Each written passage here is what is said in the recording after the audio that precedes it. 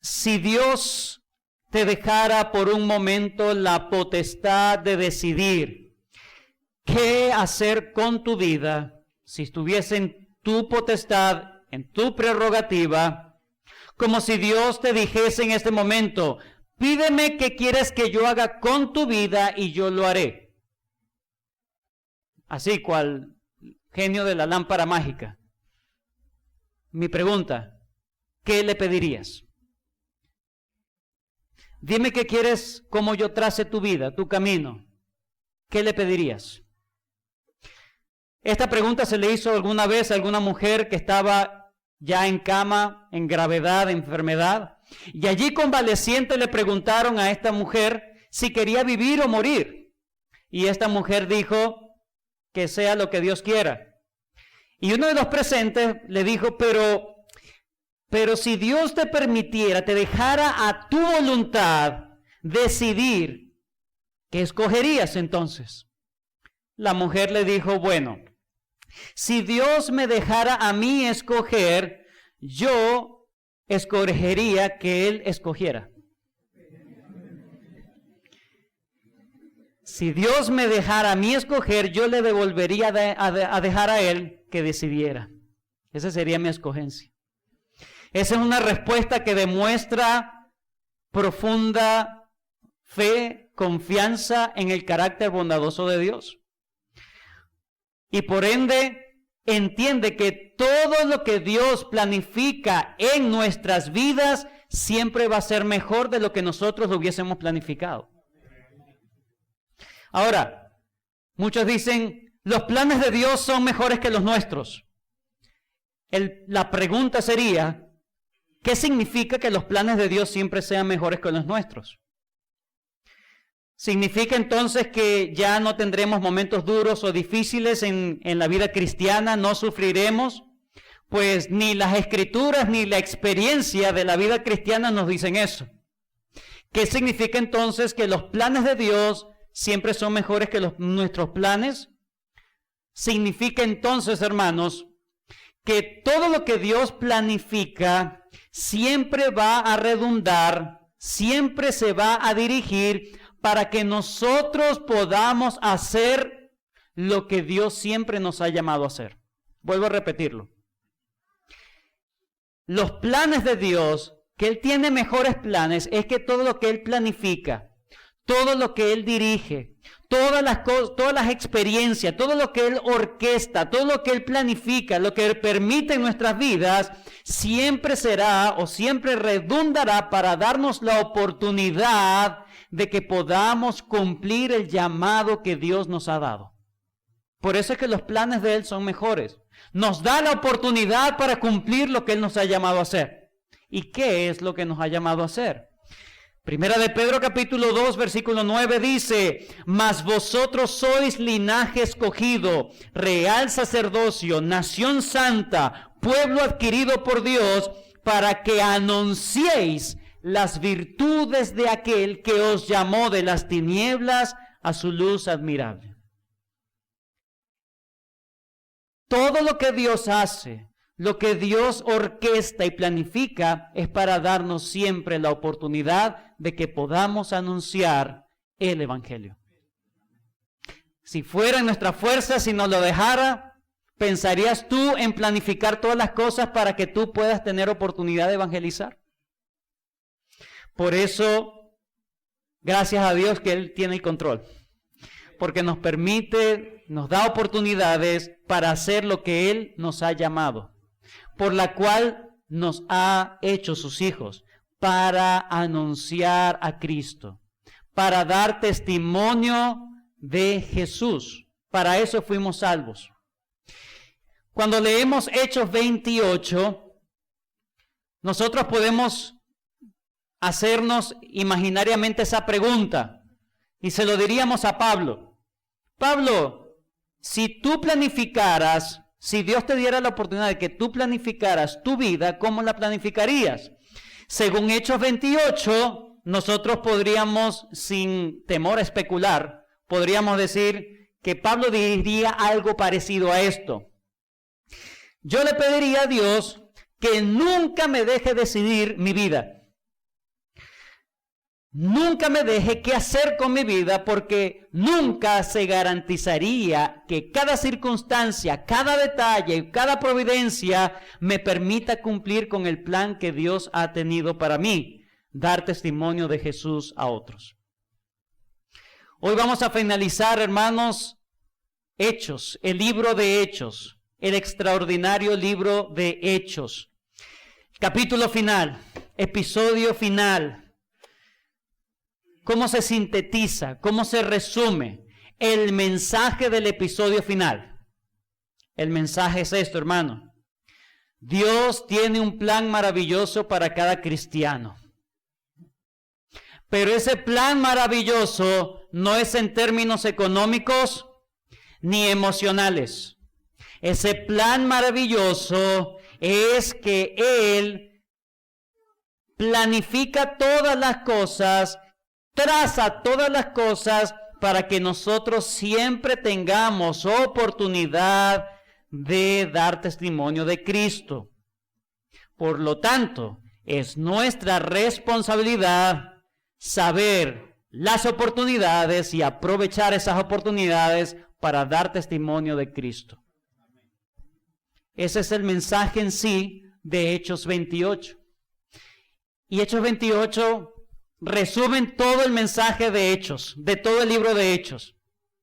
El punto es el avance imparable del reino de Dios en el mundo, usando a hombres, usando a mujeres, porque Dios quiere, no porque son los mejores, pero los involucra para dar testimonio de la luz a otros.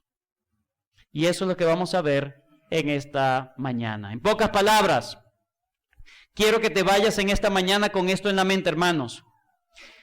Nuestras vidas sirva para los propósitos o el plan de Dios, el evangelismo. Que nuestra vida sirva para los propósitos y los planes de Dios, el evangelismo. Que nuestras vidas sirvan para dar testimonio de las buenas nuevas de salvación en todo lugar, en todo momento y a toda persona. El llamado de hoy es un llamado al evangelismo. Un llamado al evangelismo. Antes de darles el bosquejo de esta mañana, permítanme decir 3 características del capítulo final del libro de Hechos. 3 características del capítulo final del libro de Hechos. Número 1. Está diseñado, este capítulo final está diseñado para hacer un resumen de todo el contenido del libro de Hechos. Están todos los elementos allí. Hay predicación a gentiles, hay predicación a judíos, están las reacciones de los gentiles, están las reacciones de los judíos ante el evangelio, está el poder del Espíritu Santo, está la responsabilidad humana, están todos los elementos que se han dicho en todo el libro. Y por supuesto vemos cómo el evangelio sigue avanzando sin que nadie lo detenga, sin que nadie lo pare. Eso por un lado. Otra característica del capítulo 28 es que nos ayuda a entender que ese avance no está desligado del poder y la soberanía de Dios. Ese avance, sí, el capítulo 28 nos deja con eso, con ese final abierto, y el evangelio seguía sin impedimento, pero eso se debe al poder del Espíritu Santo, a la fuerza del Espíritu Santo. Hermanos, Hechos no es un registro histórico simplemente de lo que ocurrió en los primeros 30 años de la iglesia cristiana. No es un documento para saber qué pasó con Pablo, qué pasó con Pedro. Es un documento que le enseñó a Teófilo, quien fue el receptor de la carta o del libro, y nos enseña a todos nosotros, hermanos, que todo no fue producto del ingenio humano, de la fuerza humana, de la astucia, sino del poder y control y de la llenura del Espíritu Santo. Yo quiero evangelizar. Sí, el evangelio es poderoso en sí mismo. Pero alguien que quiere involucrarse en ser parte del reino de Dios, en dar el mensaje del evangelio, necesita inevitablemente, indispensablemente, estar bajo la llenura y el poder del Espíritu Santo. Y por último, el capítulo final, como queda abierto, ¿verdad? Como queda abierto, la intención es llamar a Teófilo y a todos los lectores como nosotros a seguir ese legado. El Evangelio avanza, pero el Señor nos da el privilegio de estar en ese avance. Él va a avanzar. Dios, son los hechos de Dios, son los hechos del Espíritu Santo. Pero en capítulo 28 nos vamos a dar cuenta cómo, aunque ha avanzado, Pablo no perdió la oportunidad de involucrarse en ese avance. Fue un privilegio para él. Eso es lo que podemos resumir a grosso modo de lo que es el capítulo 28. Vamos a dar el bosquejo en esta mañana. Se centra entonces en las oportunidades que tiene Pablo de evangelizar. Se centra en las oportunidades que tiene Pablo de evangelizar. Capítulo 28, del 1 al 10, vamos a ver el plan que Dios tenía con Pablo en su naufragio antes de llegar a Roma. Eso sería nuestro primer encabezado, versículos del 1 al 10. Vamos a descubrir, ¿por qué Dios permitió ese naufragio? Bueno, el plan de Dios para permitir ese naufragio, lo vamos a ver, cuál era ese plan de Dios que Dios tenía con Pablo para permitir ese naufragio antes de que llegara a Roma. En segundo lugar, vamos a ver el plan de Dios, o el plan que tenía Dios con Pablo cuando llegara a Roma. Esos son los versículos 11 al 29. Es la sección más larga que vamos a ver. Versículos 11 al 29. Y por último, en tercer lugar, vamos a ver, estas son las palabras de Lucas, y son para todos nosotros. El plan que Dios tiene para cada uno de nosotros. El plan que Dios tiene para cada uno de nosotros, ilustrado en la estadía de Pablo en Roma. El plan que Dios tiene para cada uno de nosotros, ilustrado en la estadía de Pablo en Roma. Veamos entonces nuestro primer encabezado, versículos 1 al 10. Vamos a descubrir el plan que Dios tenía preparado, por supuesto, de antemano, para permitir ese naufragio, para no permitir el éxito del viaje de Pablo a Roma de forma inmediata, sino todos los contratiempos, todo lo que ocurrió. Pablo entendió cuál era el plan de Dios. El plan de Dios, entonces, el plan que Dios tenía con Pablo antes que llegara a Roma. Versículo 1 y 2. Estando ya a salvo, recuerden que han naufragado, el barco encalla y se destroza el barco, ellos tienen que salir nadando y llegan a salvo. Estando ya a salvos, supimos que la isla se llamaba Malta, y los naturales, es decir, los habitantes, los nativos, nos trataron con no poca humanidad, porque encendiendo un fuego nos recibieron a todos a causa de la lluvia que caía y del frío. Vemos entonces cómo después de un aparatoso viaje, un descomunal naufragio que sufrieron, falta de comida por varios días, falta de sueño por varios días, saber si se iban a esa presión de saber si me voy a salvar de esta o no. Finalmente llegan sanos y salvos, tal como el Señor se lo había prometido a Pablo. Se lo prometió en el versículo 22 del capítulo 27. Pero ahora os exhorto a tener buen ánimo, pues no habrá ninguna pérdida de vida entre vosotros, sino solamente de la nave. Entonces el versículo 1 del capítulo 28 es la promesa cumplida de Cristo. Todos llegaron a salvo. Se perdió la nave, pero todos llegaron a salvo. Ellos llegan a una isla desconocida en el momento y luego se enteran cómo se llama la isla. La isla se llama Malta. ¿Y a cuánto no les gusta la Malta, hermano? Sobre todo fría. Una Malta fría, hermanos. No, es una isla. Llegan a la isla llamada Malta y como dice Kistemaker, ¿verdad? Esta isla fue habitada, cuando se habla de estos nativos, la palabra en griego que se usa ahí son bárbaros. Pero esta palabra de bárbaro, ese título bárbaros, lo daban los griegos y los romanos a todas las personas que simplemente no hablaban su idioma. Por lo tanto, estamos hablando de personas que estaban hablando otro idioma diferente, idiosincrasia diferente, no pertenecían como tal al imperio romano. Así que fueron recibidos por esto, no es simplemente que eran unos caníbales, ¿verdad? Sino que simplemente eran los nativos, los bárbaros allí. Pero estos bárbaros los trataron con mucha gentileza, con mucha humanidad.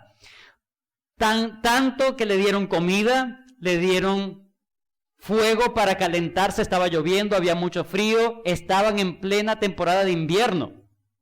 Así que todas las atenciones que ellos estaban recibiendo fue definitivamente una bendición de Dios en medio del naufragio. Ahora, lo interesante de que ellos lleguen a esa isla es que ellos anteriormente, no sé si recuerdan cuando ellos agarran el esquife, ¿verdad? Porque no querían dar contra la Sirte. La Sirte era como una parte que estaba en las orillas de llegando a África. Bueno, ellos pensaban que con todo el naufragio que estaban teniendo, iban a quedar súper lejos de su destino final, pero no. Malta es una pequeña isla que está apenas a 96 kilómetros de Italia. Apenas a 96 kilómetros de Italia. Es decir, estaban cerquitas.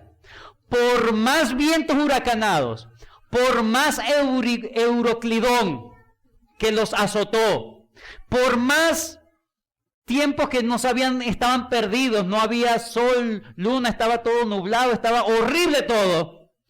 Daban vueltas, se dejaron llevar por el mar y aún así llegaron cerquita de su destino final. El Señor es el Señor de los vientos, el Señor de los mares. El Señor los estaba cuidando. A pesar de todas las cosas difíciles que estaban teniendo, el Señor les permite llegar a ese punto, esa isla que estaba bien cerquita de Italia. ¿Sí? Pero ¿por qué Dios quería que Pablo llegara a esa isla? Versículo 2, y los naturales nos trataron no con poca humanidad, porque encendiendo un fuego nos recibieron a todos a causa de la lluvia que caía y del frío. Versículo 3, entonces, habiendo recogido Pablo algunas ramas secas, ¿verdad? Llegó el apóstol Pablo a la isla de Malta, ¿verdad? Yo vine para que me sirvan, no para servir. No, él vino para servir.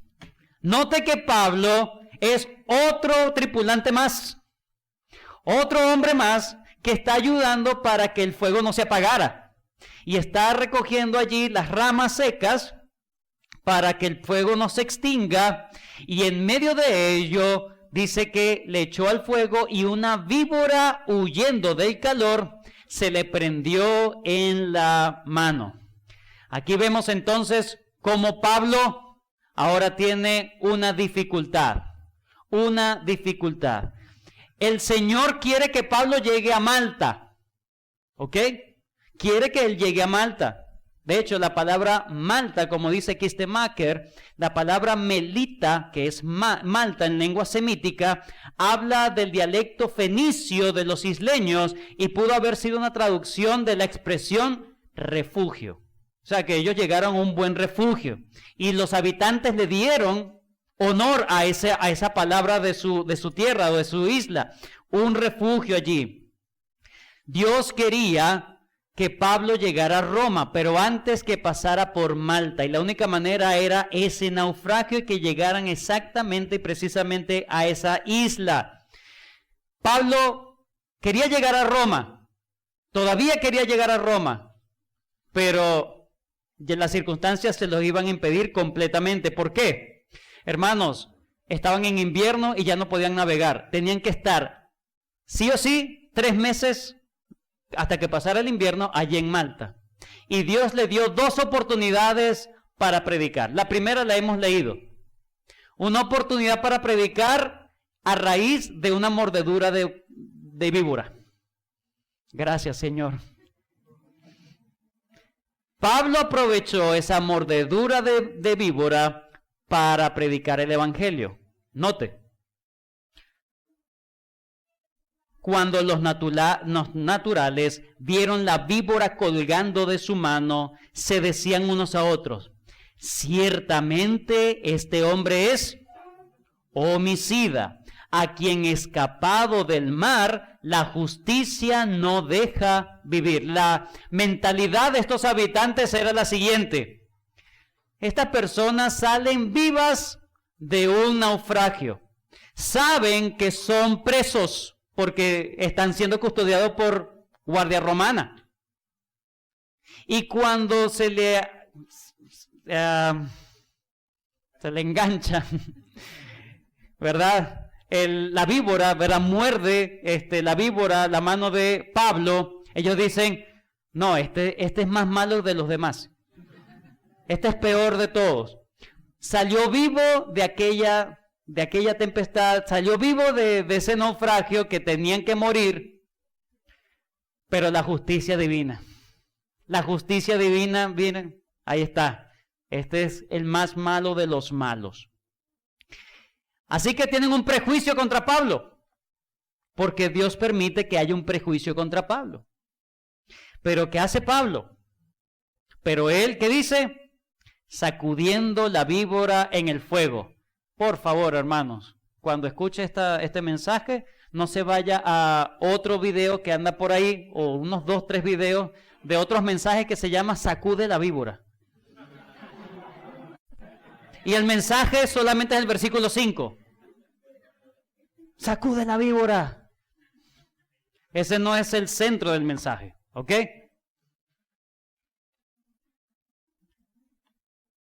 ¿Por qué Pablo sacudió la víbora? Porque ni modo que se siguiera ahí con eso, ¿verdad? No, responsabilidad humana, por favor, sácalo. Pero note que Dios permitió eso. Pablo no se echó a morir, ¿verdad? Pero dice: ningún daño padeció. Y los versículos 6 es lo que Dios está haciendo para quitar ese prejuicio y dar un prejuicio correcto hacia Pablo. Permite un mal prejuicio y luego lo quita para dar un prejuicio correcto.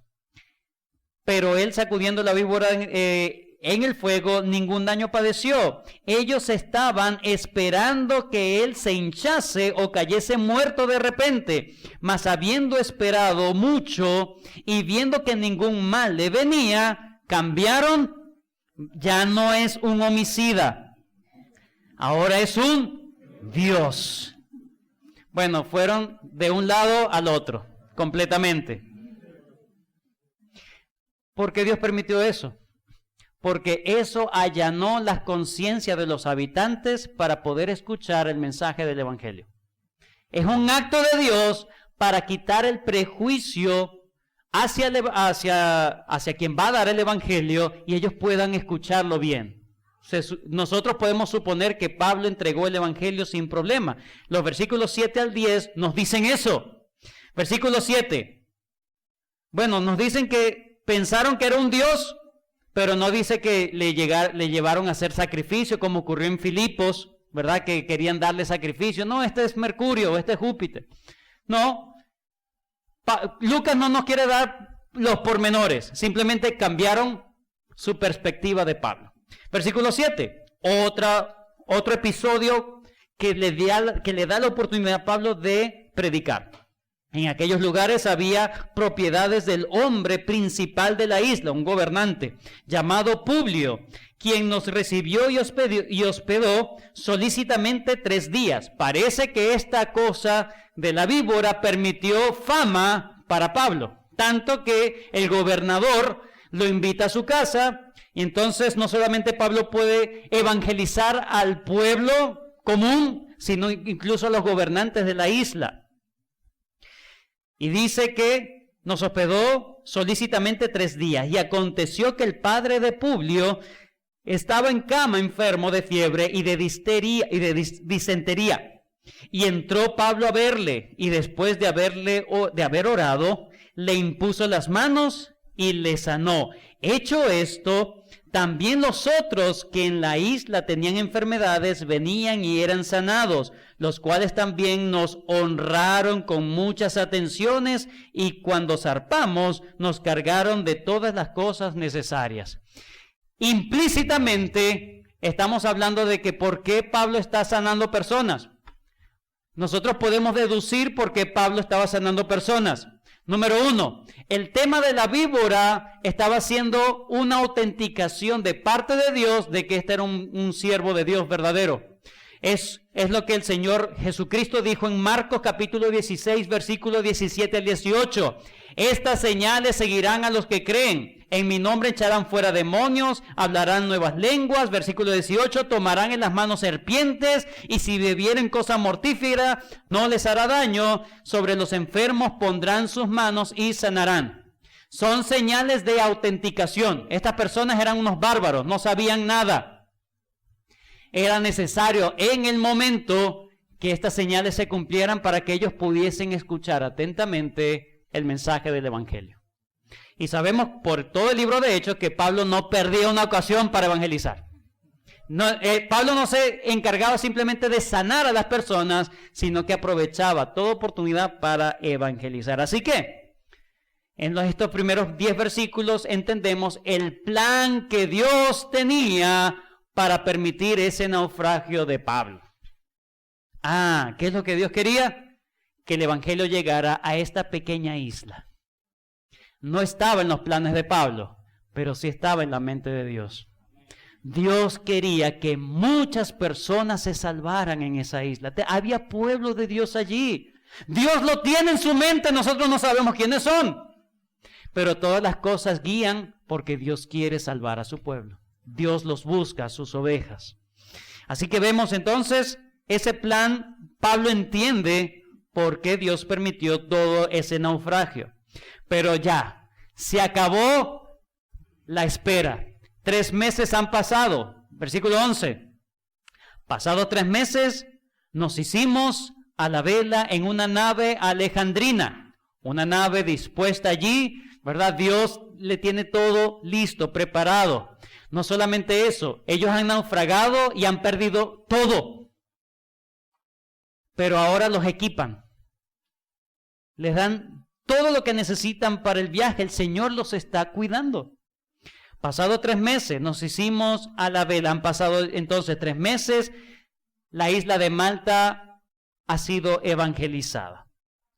Y ahora vamos a ver el plan que Dios tiene o que Dios tenía con Pablo al llegar a Roma. Por fin llega a Roma. Nos hicimos a la vela una nave alejandrina que había invernado en la isla, en esa isla de Malta, la cual tenía por enseña a Cástor y Pólux. Esa insignia o enseña, ¿verdad? Son nombres de los hijos de Zeus que cuidan a los navegantes del mar, según la mitología griega. Y llegados a Siracusa, estuvimos allí 3 días. Ellos llegan a la isla de Sicilia. ¿Okay? Ya llegan a Sicilia. Y de allí, costeando alrededor, llegamos a Regio. Y otro día después, soplando el viento del sur, un viento que necesitaban para ir al norte, llegados al segundo día a Puteoli. Allí entonces llegan finalmente a tierra italiana, a la bota de Italia, como dicen, de donde, oyendo de nosotros, los hermanos salieron a recibirnos hasta el foro de Apio. Me comí una. Versículo 14. Donde, habiendo hallado hermanos, nos rogaron que nos quedásemos con ellos 7 días, y luego fuimos a Roma. Él llega a esa ciudad, Puteoli, y allí se queda 7 días, una semana, descansando. Y luego sube a Roma. Pero para subir a Roma, ya las noticias corrieron en Roma, llegó el apóstol Pablo. Hermanos, cuando llega Pablo a Roma, note lo que dice Lucas de la expresión de Pablo cuando llega a Roma. de donde oyendo de nosotros los hermanos salieron a recibirnos. Es decir, la noticia llega, él está en Puteoli y la noticia llega a Roma y varios hermanos salen de la ciudad de Roma para encontrarse con Pablo y recibirle de forma fraternal. Y al verlos, Pablo dio gracias a Dios y cobró aliento. La historia puede quedar allí, ¿cierto? Sería colorín colorado, esta historia ha terminado. Por fin Pablo, pero es que el centro no es Pablo, ni el deseo de Pablo de ir a Roma. Pablo quería ir a Roma desde hace tiempo. En este punto, hace unos 3 o 4 años antes, él había escrito lo que hoy tenemos como la epístola a los romanos. Vayan conmigo al capítulo 1 para que entiendan lo amoroso que era Pablo con ellos. Romanos 1, versículo 10. Bueno, versículo 8. Romanos 1, 8. Dice, esta carta la escribió Pablo, no había conocido a los romanos, la escribió 3 o 4 años antes de esa llegada que estamos hablando en Hechos 28. Pero miren cómo era conocida ya la iglesia de Roma. Primeramente doy gracias a mi Dios mediante Jesucristo con respecto a todos vosotros, de que vuestra fe se divulga por todo el mundo. Era una iglesia misionera, una iglesia evangelista. Se divulga por todo el mundo. Versículo 9. Porque testigo me es Dios, a quien sirvo en mi espíritu en el evangelio de su Hijo, de que sin cesar hago mención de vosotros siempre en mis oraciones. Pablo quería mucho conocer a estos hermanos, que nadie los, como decimos acá, los hallareaba para que predicaran el evangelio. Ellos lo hacían solos. Siempre en mis oraciones, versículo 10, rogando que de alguna manera tenga al fin, por la voluntad de Dios, un próspero viaje para ir a vosotros, porque deseo veros para comunicaros algún don espiritual a fin de que seáis confirmados, esto es, para ser mutuamente confortados por la fe que nos es común a vosotros y a mí. Porque no quiero, hermanos, que ignoréis que muchas veces me he propuesto ir a vosotros, pero hasta ahora he sido estorbado, para tener también entre vosotros algún fruto, como entre los demás gentiles. Entonces Pablo siempre, habiendo escuchado cómo era la iglesia de Roma, siempre quiso conocer a estos hermanos valientes de Roma. Y cuando llega, da gracias a Dios. Señor, gracias. Dios le cumplió esa petición. Dios le cumplió ese deseo, porque era un deseo legítimo de Pablo, pero se cumplió en el momento en que Dios quería, no en el momento que Pablo simplemente planificó. Así que Pablo llega con esa intención de llegar, termina ahí en Roma y todo puede culminar allí, ¿verdad? Todo chévere, pero Dios tiene un plan en Roma. Ahí no queda la cosa. Una vez más, el centro no es Pablo, ni las intenciones de Pablo, ni el corazón hermoso de Pablo de amor a estos hermanos en Roma. No. Dios le permite esas gracias, esas bendiciones, que disfrute de la comunión con sus hermanos. Pero eso no es el plan de Dios. El plan de Dios es otro. Vamos a ver. El plan de Dios, entonces, él llega allí, pero sigue la trama. Vamos a ver.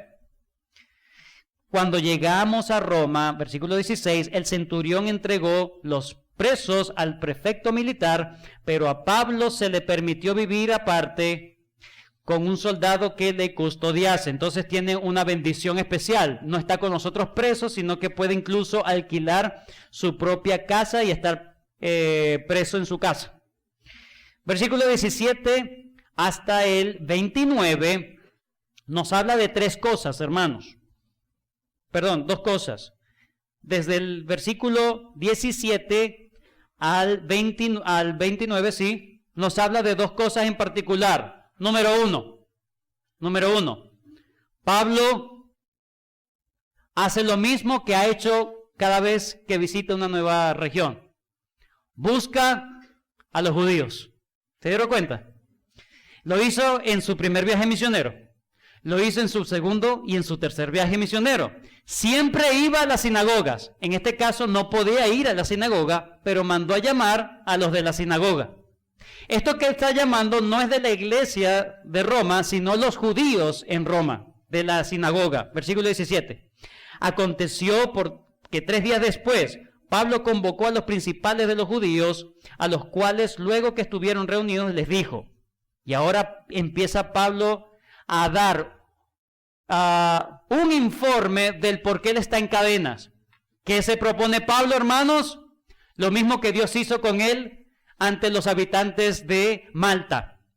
Quitar todo prejuicio para poder predicar. Lo hace Pablo ahora. Dios lo hizo por Pablo ante los habitantes de Malta, pero ahora Pablo va a hacer lo mismo y Dios lo va a apoyar. Quita todo prejuicio para poder evangelizar. Versículo 17. Llegan, se reúnen y les dijo: yo, varones hermanos, no habiendo hecho nada contra el pueblo, ni contra las costumbres de nuestros padres, he sido entregado preso desde Jerusalén en manos de los romanos, los cuales, habiéndome examinado, que me querían soltar, es decir, todo lo que se me ha acusado, no tengo yo ningún tipo de culpa en cuanto a ello. Ellos me querían soltar. Yo soy inocente de toda cosa que me puedan acusar. Pablo se estaba anticipando a las informaciones que pueden tener estos hombres acerca de Pablo. Por no haber en mí ninguna causa de muerte. Versículo 19. Pero oponiéndose los judíos, me vi obligado a apelar a César.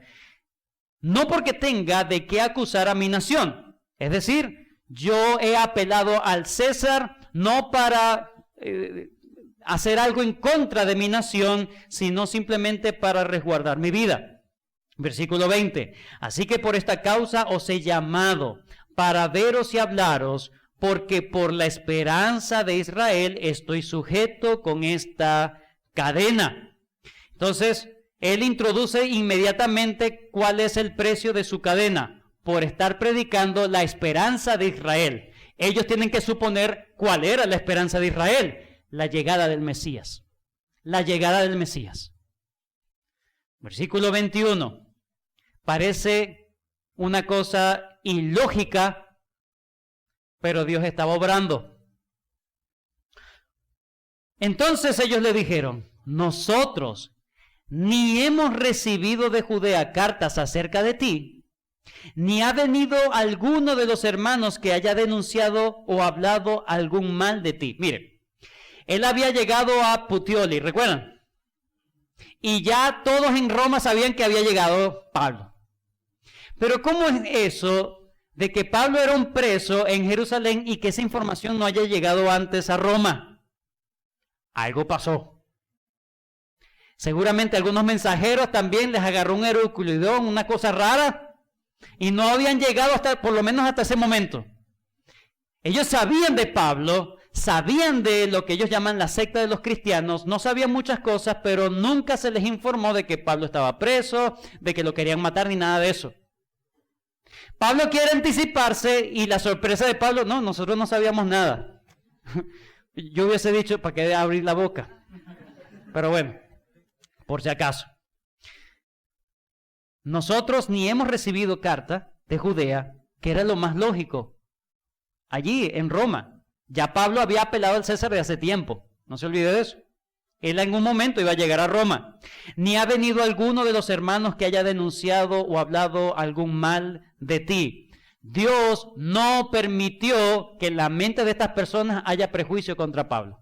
Aunque Pablo estaba dando su informe para no tuvieran prejuicio contra él, pero ya Dios había hecho el trabajo.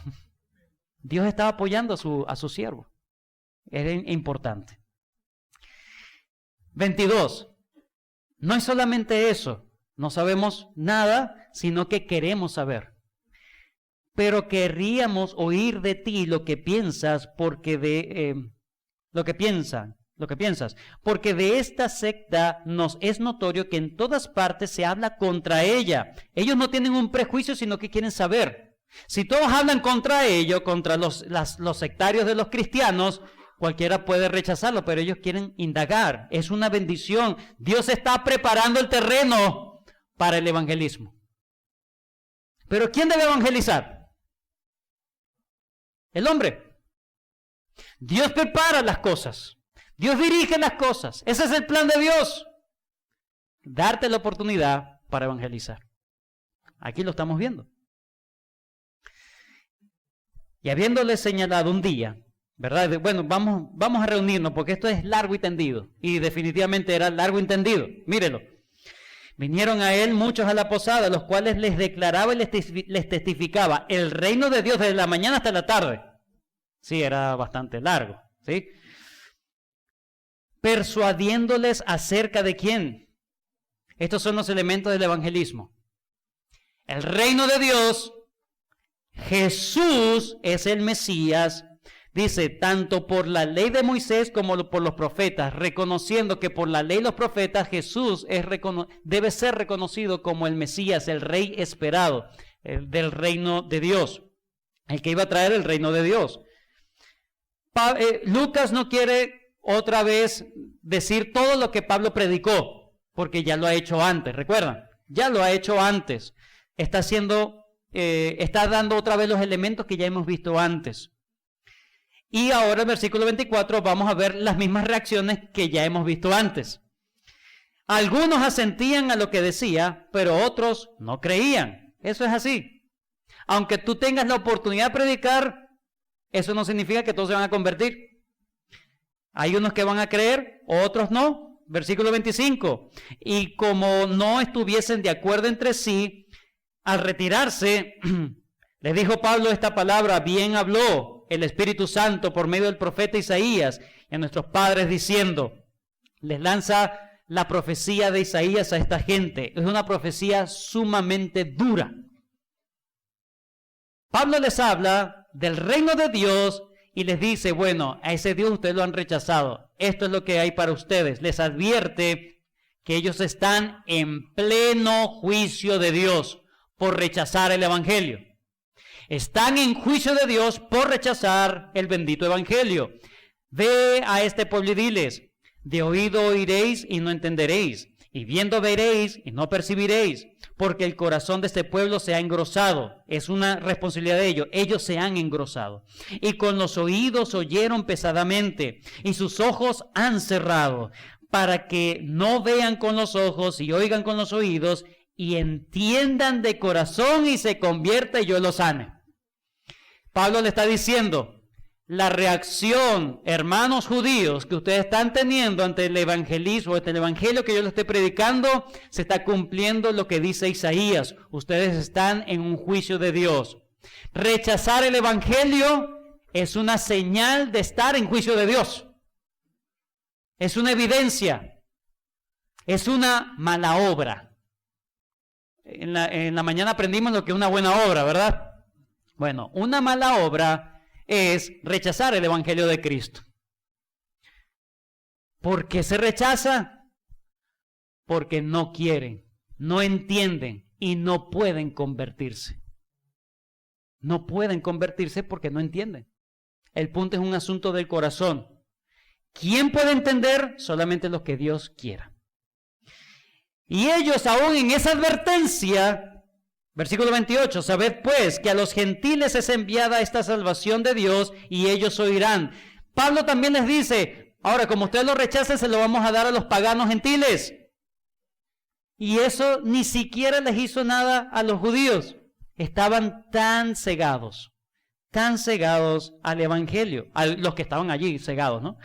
Versículo 29, y cuando hubo dicho esto, los judíos se fueron teniendo gran discusión entre sí.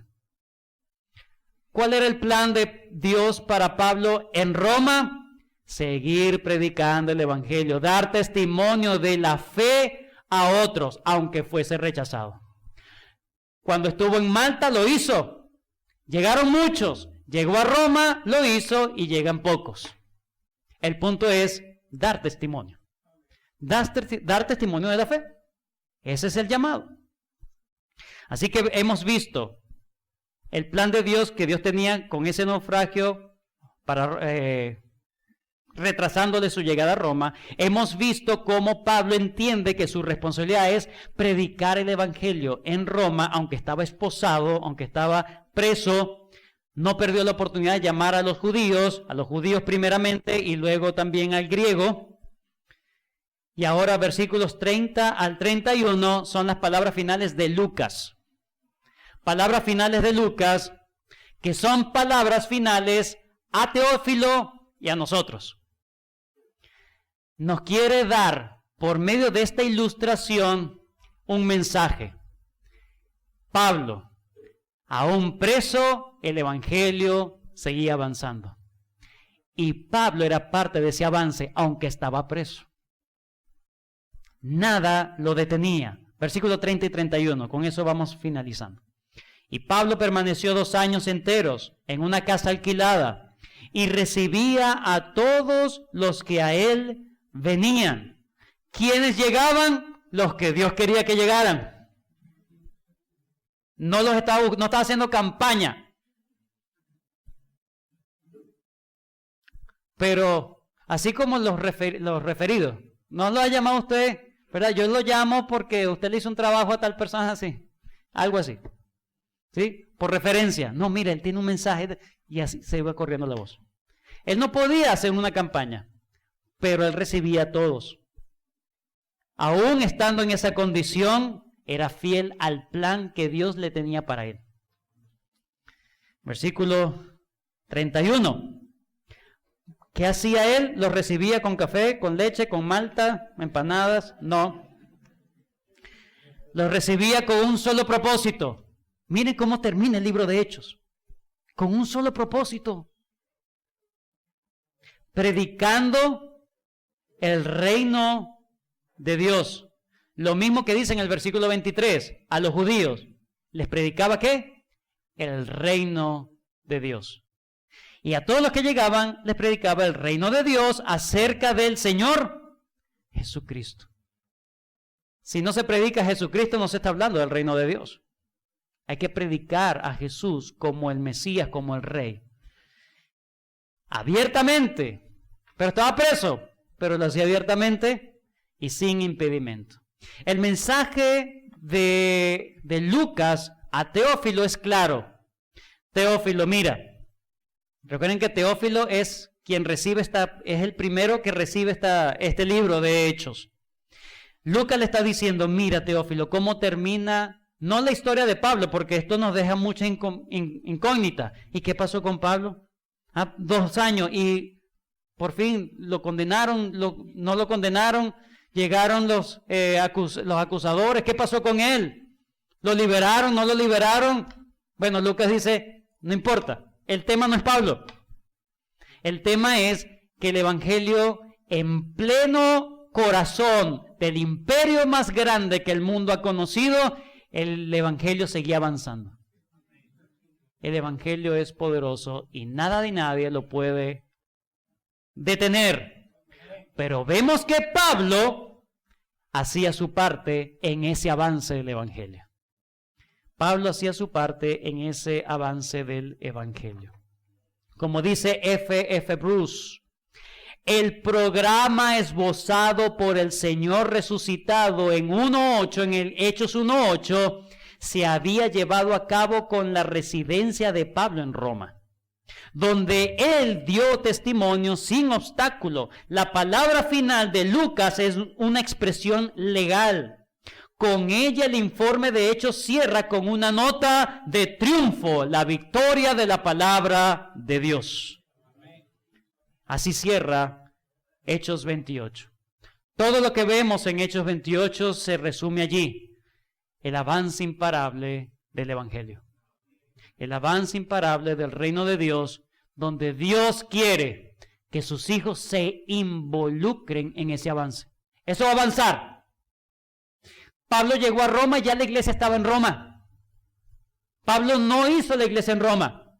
Ya eso estaba allí. Pablo recibió las atenciones de los hermanos en Roma. Los hermanos en Roma, su fe había sido divulgada por todos lados, pero aún Pablo se involucró deliberadamente, se unió a ese avance. Se quiso unir a ese avance. Él pudo haber dicho, bueno, ya esta gente lo ha hecho muy bien. Sigan ahí, yo espero mi juicio. No. Él tenía una responsabilidad y Dios le dio la oportunidad. Pablo veía que era un privilegio, no una carga. Pablo no veía una carga evangelizar a otro. Ese es el plan de Dios para ti. Es un plan maravilloso. De que te dé la oportunidad de que tú seas parte del avance del reino. En conclusión, déjame que estoy perdido aquí con esto. Aquí está. En conclusión, hermanos, el libro de los Hechos es la historia de los hechos del Espíritu Santo. El avance del reino no fue por poder humano, por astucia humana, fue por el poder del Espíritu Santo. Comenzó en Jerusalén y terminó en Roma, siendo esparcido por todo el gran imperio romano, conquistando los corazones aún de las personas más difíciles, un Pablo, por ejemplo, y convirtiéndolo de tal manera que era de los primeros que estaban en el frente de batalla. Aún el corazón más endurecido no puede contra la gracia divina. Y no solamente eso, vemos cómo Dios es fiel a sus promesas. Hechos 1:8 y luego Hechos 1:28. Por favor, vamos a hacer esa comparación para terminar. Hechos 1:8.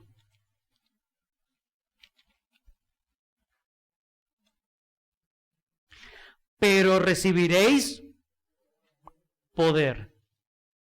Recibiréis poder cuando haya venido sobre vosotros el Espíritu Santo y me seréis testigo en Jerusalén, en Judea, en Samaria y hasta lo último de la tierra. Ahora vemos cómo eso se ve en Pablo, predicando el reino de Dios. Tenía el Espíritu Santo, tenía todos los poderes de Dios, todas las armas de Dios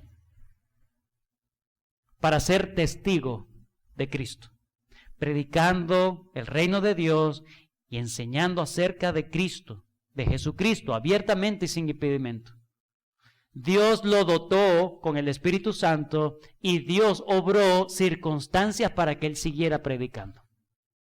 Soberanía de Dios, responsabilidad humana, juntos para el avance del reino. Entonces es una historia de la fidelidad de Dios. Cuando Cristo promete algo, lo cumple. Es una historia de cómo los hombres comunes y corrientes pueden ser usados por el Dios Todopoderoso. Dios puede hacer avanzar su reino sin ti. Es que me da pena predicar.